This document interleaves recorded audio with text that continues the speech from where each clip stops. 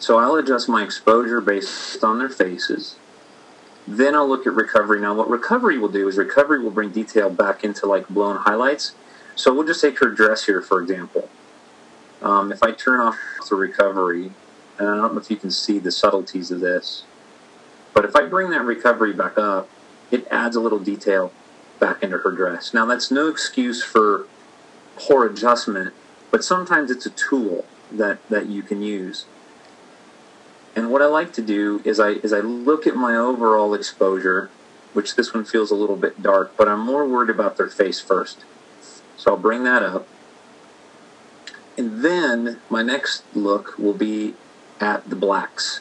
Now when you adjust blacks have a tendency to increase saturation. Now I think if I reset this, that's my default settings, but I think your normal default settings are probably closer to this. Blacks will increase saturation, and you can kind of see how that affects in her hair. So these are all tools for preferences, and I haven't touched anything else other than exposures and black.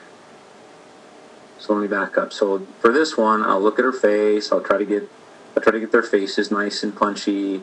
I'll add a little more black. Black is sort of a way to also add perceived contrast without going too far on the other areas. And then your fill light and your recovery, those sliders I feel should only be used if you need help in other areas. So for example, if you add too much black, don't add fill light to try and compensate. It's an effect, it has a look, but everything should be done in moderation. Now with the black and the fill light, here's a cool technique, is that if you add a lot of black and you add a lot of fill light, it gives you kind of a weird, tweaky, high, I don't know what it would be, like not really an HDR look, but an edgy look. And it works really good in flat colors like black and white and sepia and stuff. And some of you know I like that a lot.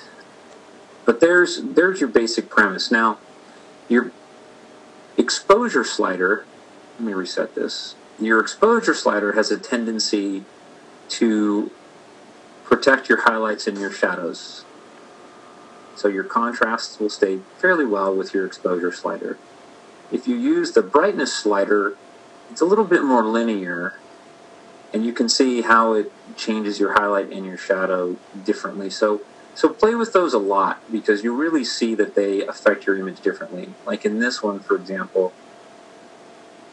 the exposure, notice how his blacks, the blacks in the chandelier, they stay dark, the whites start to get really bright. But if we use the brightness slider, I don't know if you can see that, it brings everything up. So play with those quite a bit, because I think you'll find that they do things differently. And then the clarity slider.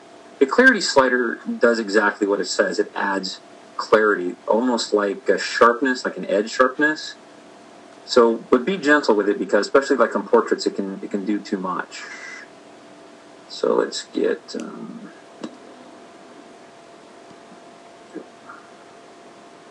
trying to show her veil a little bit. Okay, here we go. It's not you, it's me. It doesn't want to drag. Okay. So clarity slider. If we drag that clarity slider up, it will start to add some more contrast in areas. And contrast isn't the right word. I don't really know how to explain it. But it'll add definition between subjects. You can also go the opposite direction, and you can soften something. You can soften it. You can see how it softens those details in her face. So here's like 3 stages. There's the furthest to the left, so it's kind of soft. It has a very muted, cartoony, pasty look, but use it in moderation. That's right in the middle, and that is fully to the right. And you can kind of see how it added in her tattoo. It added a little bit more crunch to it. And depending on the image, like this image right here, may lend itself to more clarity. Kind of a neat, edgy look. Maybe not so much the soft way. Vibrance is really interesting, because what vibrance